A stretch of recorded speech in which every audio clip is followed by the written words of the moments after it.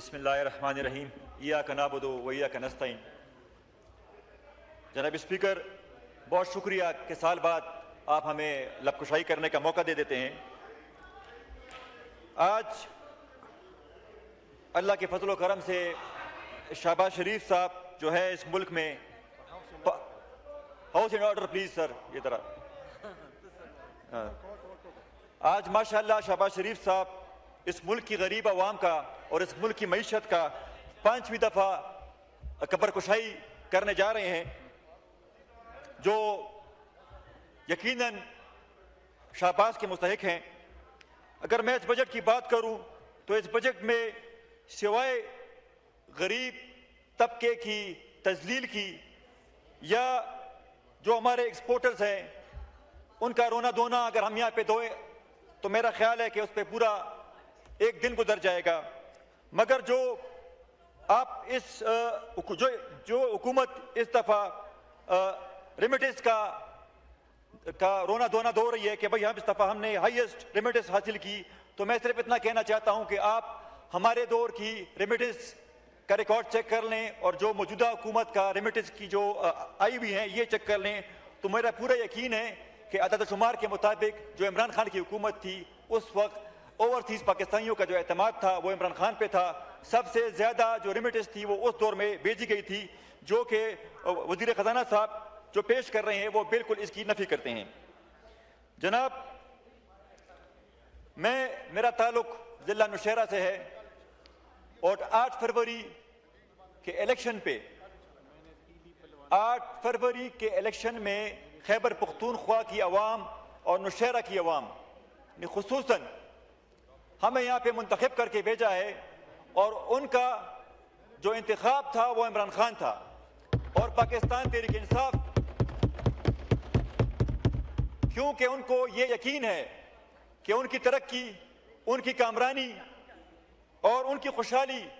کی ضمانت جو ہے وہ صرف اور صرف عمران خان ہے۔ مگر نہایت ہی افسوس کے ساتھ جب NFC کی بات آتی ہے، جب نیشنل اکنامک کونسل کی بات آتی ہے، تو تمام صوبوں کے وزیر اعلیٰ آ کے بیٹھتے ہیں، پرائم منسٹر صاحب آ کے بیٹھتے ہیں، مگر جب خیبر پختونخوا کے چیف منسٹر یہ دعویٰ کرتے ہیں، یہ مطالبہ کرتے ہیں، کیونکہ چھوٹے میاں تو بڑے میاں سے پوچھ کے آتے ہیں، چھوٹے سائیں بڑے سائیں سے پوچھ کے آتے ہیں، مگر جب خیبر پختونخوا کے چیف منسٹر سہیل آفریدی اپنے قائد عمران خان سے ملنے کا مطالبہ کرتے ہیں، اور وہ جب اپنے وزراء کے ساتھ، اپنی کابینہ کے ساتھ اڈیالہ جیل کی طرف جب وہ آتے ہیں ملاقات کے لیے، تو راولپنڈی اسلام آباد کی پولیس کا جو رویہ ہوتا ہے وہ 26 نمبر پہ ان کا راستہ روک دیتی ہے۔ ایک SHO، ایک منتخب 4.5 کروڑ عوام کا منتخب وزیر اعلیٰ کا راستہ ایک SHO آ کے روک دیتا ہے۔ میں آپ سب کو یہ یاد دلانا چاہتا ہوں کہ وقت خود کو دہراتا ہے۔ ہمارے پشتوں میں ایک شعر ہے، وی بل سکندے مکنا پلار کی وچرخ پلبد پلارشی، تو یہ بات میں مریم نواز سے بھی کہتا ہوں کہ ایک دن اس سے پہلے، کیونکہ نواز شریف صاحب تو کئی دفعہ ان کا آنا جانا لگا رہتا ہے جیل میں، مگر وہ وقت دور نہیں جب یہ شہباز شریف صاحب بھی جیل میں ہوں گے،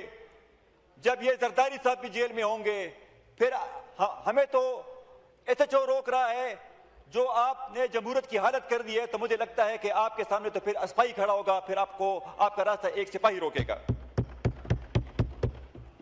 جناب، میں اس ہاؤس میں یہ مطالبہ کرتا ہوں کہ ہمارے قائد عمران خان اور اس ملک کے محبوب لیڈر عمران خان،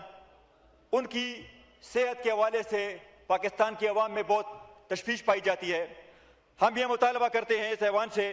کیونکہ پرائم منسٹر صاحب یہاں پہ آ کر میثاق جمہوریت کی بات کرتے ہیں، تو میں کہتا ہوں کہ میثاق جمہوریت جو ہے عمران خان کی صحت سے شروع کر دیتے ہیں۔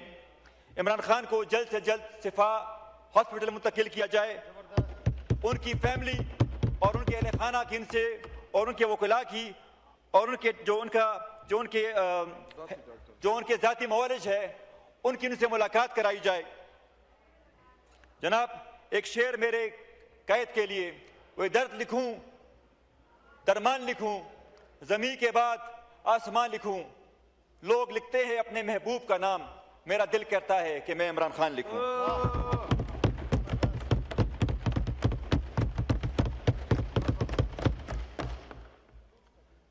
جناب،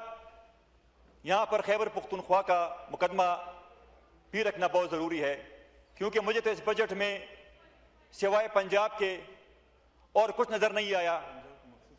مگر اور پنجاب میں بھی صرف اور صرف لاہور اور جہاں پہ ان کے نہتے اور جہاں پہ ان کے چہیتے رہتے ہیں انہی کے ضلع صرف پی ایس ڈی پی میں ریفلیکٹ ہوئے ہیں.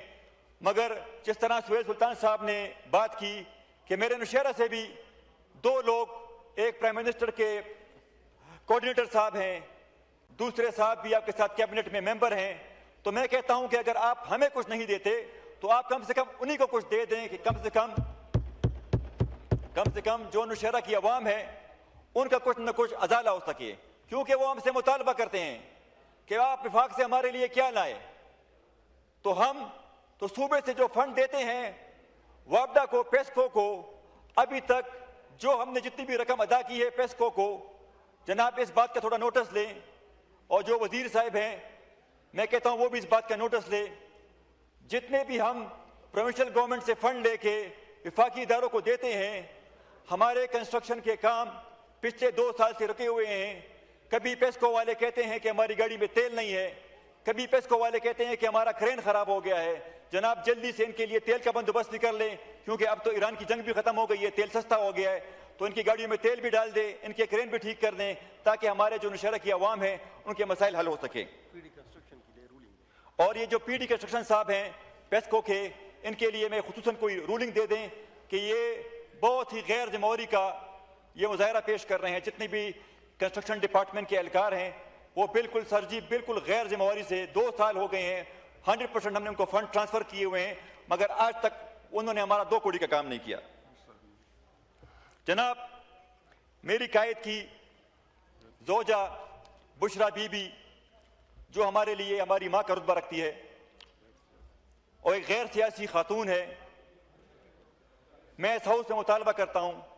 کہ فوراً ان کو رہا کیا جائے، ان کے کیسز سنے جائیں،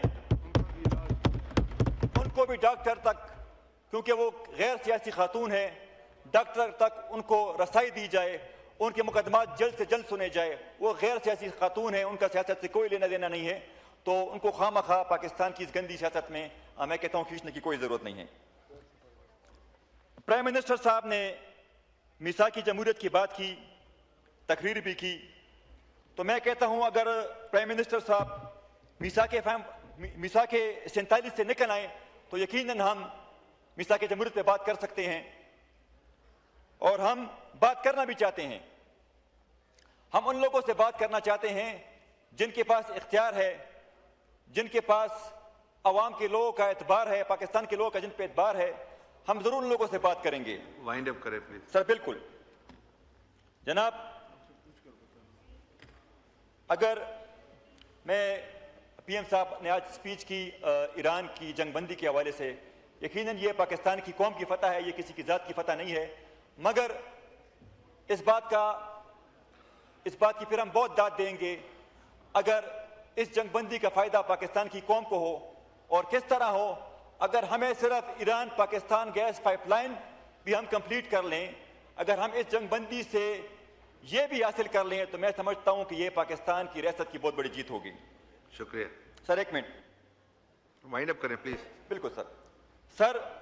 میرا قائد تو جیل میں ہے مگر اس کے کارکن آج بھی موجود ہے. ایک شعر میرے قائد کی طرف سے اس پورے نظام کو کہ میرے تن کے زخم نہ گن ابھی، میرے آنکھ میں ابھی نور ہے. میرے تن کے زخم نہ گن ابھی، میرے آنکھ میں ابھی نور ہے. میرے بازوؤں پہ نگاہ کر، جو غرور تھا وہ غرور ہے. شکریہ.